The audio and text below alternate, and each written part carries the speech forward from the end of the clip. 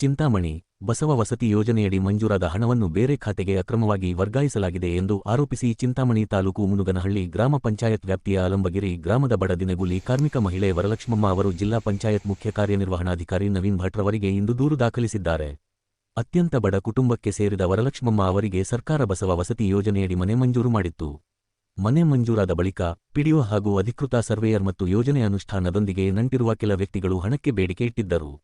ಹೆಚ್ಚಿನ ಹಣ ನೀಡಲು ಒಪ್ಪದಿದ್ದರೂ ತಮ್ಮ ಕೈಲಾದಷ್ಟು ಹಣವನ್ನು ಯುಪಿಐ ಮೂಲಕ 700 ರೂಗಳನ್ನು ಮತ್ತು ನಗದಾಗಿ ಹಣವನ್ನು ಸಹ ಪಾವತಿಸಿದ್ದರು. ಆದರೆ 2025 ಮಾರ್ಚ್ 26 ರಂದು ಪಿಡಿಒ ಹಾಗೂ ಸರ್ವೆ ಅಧಿಕಾರಿಗಳು ಸ್ಥಳಕ್ಕೆ ಭೇಟಿ ನೀಡಿ ಅಡಿಪಾಯ ಪರಿಶೀಲನೆ ನಡೆಸಿದ್ದರು. ಆದರೆ ಸರ್ಕಾರದ ನೆರವನ್ನು ಫಲಾನುಭವಿಯ ಬ್ಯಾಂಕ್ ಖಾತೆಗೆ ಜಮಾ ಮಾಡುವ ಬದಲು ಉದ್ದೇಶಪೂರ್ವಕವಾಗಿ ಅಕ್ರಮವಾಗಿ ಬೇರೆ ಖಾತೆಗೆ ವರ್ಗಾವಣೆ ಮಾಡಿದ್ದಾರೆ. ಇನ್ನು ಈಗ್ಗೆ ಮುನುಗನಹಳ್ಳಿ ಗ್ರಾಮ ಪಂಚಾಯಿತಿ ಪಿಡಿಒ ಕರಿಬಸಪ್ಪರವರಿಗೆ ಹಲವಾರು ಬಾರಿ ಮನವಿ ಮಾಡಿದರೂ ಮನವಿಗೆ ಸ್ಪಂದಿಸಿಲ್ಲ. ಇನ್ನು ತಾಲ್ಲೂಕಿನ ಹಿರಿಯ ಅಧಿಕಾರಿಗಳಾದ ತಾಲ್ಲೂಕು ಪಂಚಾಯಿತಿ ಕಾರ್ಯನಿರ್ವಹಣಾಧಿಕಾರಿ ಎಸ್ ಆನಂದ್ರವರ ಗಮನಕ್ಕೆ ತಂದರೂ ಅವರು ಸಹ ಗಮನಹರಿಸದೆ ನಿರ್ಲಕ್ಷ್ಯ ಧೋರಣೆ ಅನುಸರಿಸಿದರು ಎಂದು ಫಲಾನುಭವಿ ವರಲಕ್ಷ್ಮಮ್ಮ ಆರೋಪಿಸಿದರು. ಸ್ಥಳೀಯ ಅಧಿಕಾರಿಗಳು ನಮ್ಮ ಸಮಸ್ಯೆಗೆ ಸ್ಪಂದಿಸಿದ ಕಾರಣ ಇಂದು ಜಿಲ್ಲಾ ಪಂಚಾಯತ್ ಮುಖ್ಯ ಕಾರ್ಯನಿರ್ವಹಣಾಧಿಕಾರಿ ನವೀನ್ ಭಟ್ರವರಿಗೆ ಇಂದು ದೂರು ಸಲ್ಲಿಸಿದ್ದ ಬಸವ ಯೋಜನೆಯಲ್ಲಿ ನಡೆದಿರುವ ಅಕ್ರಮದ ಬಗ್ಗೆ ನಿಷ್ಪಕ್ಷಪಾತ ತನಿಖೆ ನಡೆಸುವುದು, ವಸತಿ ಯೋಜನೆ ಮಂಜೂರಾತಿ ಹಾಗೂ ಹಣ ವರ್ಗಾವಣೆಯ ದಾಖಲೆಗಳನ್ನು ಪರಿಶೀಲಿಸುವುದು, ಅಕ್ರಮವಾಗಿ ವರ್ಗಾವಣೆಯಾದ ಹಣವನ್ನು ವಾಪಸ್ ಪಡೆದು ಅರ್ಹ ಫಲಾನುಭವಿಯ ನಿಜವಾದ ಬ್ಯಾಂಕ್ ಖಾತೆಗೆ ಬಿಡುಗಡೆ ಮಾಡುವುದು ಹಾಗೂ ಲಂಚಕ್ಕೆ ಬೇಡಿಕೆ ಇಟ್ಟ ಹಾಗೂ ಹಣ ದುರ್ಬಳಕೆ ಮಾಡಿಕೊಂಡ ಅಧಿಕಾರಿಗಳ ವಿರುದ್ಧ ಕಠಿಣ ಕಾನೂನು ಕ್ರಮ ಕೈಗೊಳ್ಳುವಂತೆ ಆಗ್ರಹಿಸಿದ್ದೇವೆ ಎಂದರು. ಸರ್ ನಮಸ್ತೆ, ನನ್ನ ಹೆಸರು ಪವನ್ ಅಂತ. ಆಲಮಗಿರಿ ಗ್ರಾಮ, ಮುನುಗನಹಳ್ಳಿ ಗ್ರಾಮ ಪಂಚಾಯಿತಿ, ಕಸಬಾ ಹೋಬಳಿ, ಚಿಂತಾಮಣಿ ತಾಲೂಕು. ಈ ಮುನುಗನಹಳ್ಳಿ ಗ್ರಾಮ ಪಂಚಾಯಿತಿಯಲ್ಲಿ ಬಸವ ವಸತಿ ಯೋಜನೆ ಅಂತ ಎಂಬ ಸ್ಕೀಮ್ ಇದೆ. ಆ ಸ್ಕೀಮಲ್ಲಿ ನಮ್ಮ ಅತ್ತಿಗೆ ಅವರು ವರಲಕ್ಷ್ಮಮ್ಮ ಅಂತ, ಅವ್ರಿಗೆ ಆ ಸ್ಕೀಮಲ್ಲಿ ಮನೆ ಆಗಿರುತ್ತೆ. ಅದು 4 ಸ್ಟೇಜಸ್ಸಲ್ಲಿ ಬರುತ್ತೆ ಅಮೌಂಟು. ಕ್ರೆಡಿಟ್ ಅಪ್ರಾಕ್ಸಿಮೇಟ್ಲಿ ಒಂದು 1,80,000 2 lakh ಸಮಥಿಂಗ್ವರೆಗೂ ಬರುತ್ತೆ. ಹೀಗಿರಬೇಕಾದ್ರೆ ಈ PDO ಮತ್ತು ಸರ್ವೆ ಏಜೆನ್ಸಿ ಡಿಪಾರ್ಟ್ಮೆಂಟು ನಮ್ಮ ಇವ್ರ ಮನೆ ಹತ್ರ ಬಂದಿರ್ತಾರೆ. ಫೌಂಡೇಶನ್ GPS ಮಾಡೋಕ್ಕೆ ಬಂದಿರ್ತಾರೆ.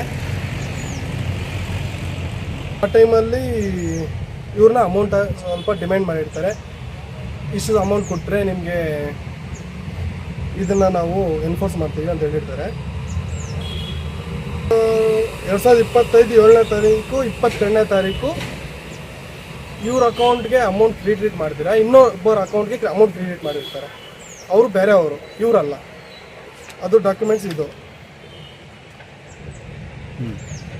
ಮತ್ತು ಇನ್ನೊಬ್ಬ ಯಾರೋ ಪ್ರಭಾಕರ್ ಅಂತೆ, ಇವರು ಫೋನ್ಪೇ ಎಲ್ಲ ಅಮೌಂಟ್ ಹಾಕ್ಸ್ಕೊಂಡಿದ್ದಾರೆ. ಎಷ್ಟು ಹಾಕ್ಸ್ಕೊಂಡಿದ್ದಾರೆ? 700 ರೂಪಾಯಿ ಹಾಕ್ಸ್ಕೊಂಡಿದ್ದಾರೆ.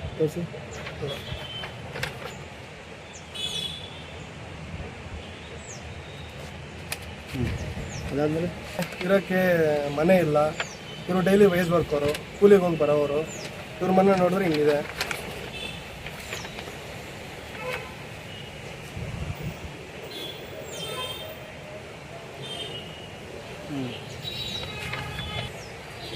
ಇವು PDO ಇರ್ಬೋದು, ಏನು ಪ್ರಭಾಕರ್ PDO ಮಾಡಿದ್ರಾಗ ಇಲ್ಲ ಸರ್, ಇದು ಪ್ರಭಾಕರ್ ಕ್ಯಾಶ್ ಕೊಟ್ಟಿದ್ದೀವಿ, ಫೋನ್ ಪೇ ಮಾಡಿದ್ದೀವಿ. PDO ಅಂತ ಹೇಳಿಲ್ಲ. ಇದು ತಾಲೂಕು ಬಂದು ಅಲ್ಲೆಲ್ಲ PDO ಅವ್ರು ಅಪ್ರೂವ್ ಮಾಡಿದ್ದಾರೆ. ಒಂದು 20 ಸರಿ ಹೋಗಿದ್ದೀವಿ ಸರ್ ನಮ್ಮ ಹತ್ರ. ಅವ್ರ ಹೆಸರಲ್ಲೇ ಕೊಡ್ತಾಯಿಲ್ಲ. ಪ್ರಭಾಕರ್ ಅವ್ರಿಗೆ ಎಷ್ಟು ಕೊಟ್ಟಿದ್ದೀರಾ ಅಮೌಂಟ್ ನೀವು? ಒಂದು ಸರಿ 700 ಫೋನ್ ಪೇ ಮಾಡಿದ್ವಿ, ಇನ್ನೊಂದು ಸರಿ 800 ಕೊಟ್ಟಿದ್ದೀವಿ ಸರ್. ಅದು ಕ್ಯಾಶ್ ಆಫ್ ಫೋನ್ ಪೇನಾ? ಕ್ಯಾಶ್ ಕೊಟ್ಟಿದ್ದೀವಿ ಒಂದು ಸರಿ ಫೋನ್ ಪೇ ಮಾಡಿದ್ವಿ. ಪ್ರಭಾಕರ್ಗೂ ಆ ಪಂಚಾಯತಿಗೂ ಸಂಬಂಧ ಏನು? ಆಯ್ತು, ಫೋಟೋ ತೆಗಿ ಸರ್ ಅವ್ರು ಸರ್ವೇಯವರು ಅಥೋರೈಸ್ಡ್ ಸರ್ವೇಯರೇ ಇದ್ದಾರೆ. ಫೋಟೋ ತೆಗಿಯೋಕೆ ಬರೋದು ಪ್ರಭಾಕರನೇ. ಒಂದು ಸತಿ ಫೋಟೋಗೆ 1,500 ರೂಪಾಯಿ, ಆ ಲೆಕ್ಕದಲ್ಲಿ 1,000 ರೂಪಾಯಿ ಕೊಡಬೇಕು ಅಂತ. ಚೆನ್ನಾಗಿ ಅಮೌಂಟ್ ಬೇರೆಯವ್ರಿಗೆ ಟ್ರಾನ್ಸ್ಫರ್ ಮಾಡಿದ್ದಾರೆ.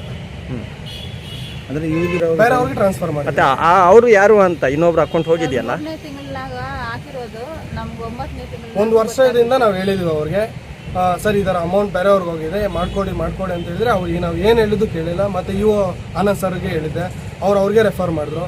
ಏನೋ ಈಸ್ಕೊಳ್ಳಿ ಅವ್ರ ಹತ್ರ ಅಂತ ಅವರು ರೆಫರ್ ಮಾಡಿ ಹೇಳಿದ್ರು. ಮತ್ತು ಅವ್ರಿಗೂ ಫೋನ್ ಮಾಡಿ ಹೇಳಿದ್ರು, ಅವ್ರದ್ದೇನೋ ಅಮೌಂಟ್ ಕೊಟ್ಬಿಡಿ, ರಿಫಂಡ್ ಮಾಡಿಸಿ ಹೇಳಿದ್ದಾರೆ. ಬಟ್ ಅವರು ಏನು ಎಷ್ಟು ಹೇಳಿದ್ರು ಅವ್ರು ಕೇಳಿಲ್ಲ. ಅವ್ರ ಹೆಸರೇನೋ ಅಕೌಂಟಲ್ಲಿ ಹೋಗಿದ್ದಿಲ್ಲ. ಅವ್ರ ಹೆಸರು ವರಲಕ್ಷ್ಮಮ್ಮನ ಏನೋ ಇದೆ. ನಿಮ್ಮ ಹೆಸರು? ಹೆಸರು ಮಿಸ್ಮ್ಯಾಚ್ ಆಗಿ ಸರ್ ಮಿಸ್ಮ್ಯಾಚ್ ಆಗಿದ್ರೆ ಅವ್ರು ಇಷ್ಟು ದಿವಸ ತಗೊಬೇಕಾಗಿತ್ತಾ? 1 ವರ್ಷದಿಂದ ತಗೊಬೇಕು. ಮಿಸ್ಮ್ಯಾಚ್ ಆಗಿದೆ, ಓಕೆ. ಅವ್ರು 1 ವರ್ಷದಿಂದ ಏನಾದರೂ ರಿಫಂಡ್ ಮಾಡಬೇಕು, ಏನೋ ರೆಮಿಡಿ ಅದಕ್ಕೆ ಏನೋ ಮಾಡಬೇಕಾಗಿತ್ತಲ್ಲ. 1 ವರ್ಷ ಬೇಕಾ ಅವ್ರಿಗೆ ಮಿಸ್ಮ್ಯಾಚ್ ಮಾಡೋಕ್ಕೆ, ಅಮೌಂಟ್ ರಿಫಂಡ್ ಮಾಡೋಕ್ಕೆ?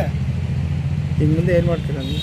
ಸರ್ ನಾವು ಲೀಗಲ್ ಆ್ಯಕ್ಷನ್ ಹೋಗ್ತೀವಿ, ಇಲ್ಲ ಲೋಕಾಯುಕ್ತಾದ್ರು ಪ್ರಿಫರ್ ಮಾಡ್ತೀವಿ, ಅಲ್ಲಿ ಕೇಸ್ ಕಂಪ್ಲೇಂಟ್ ರಿಜಿಸ್ಟರ್ ಮಾಡ್ತೀವಿ.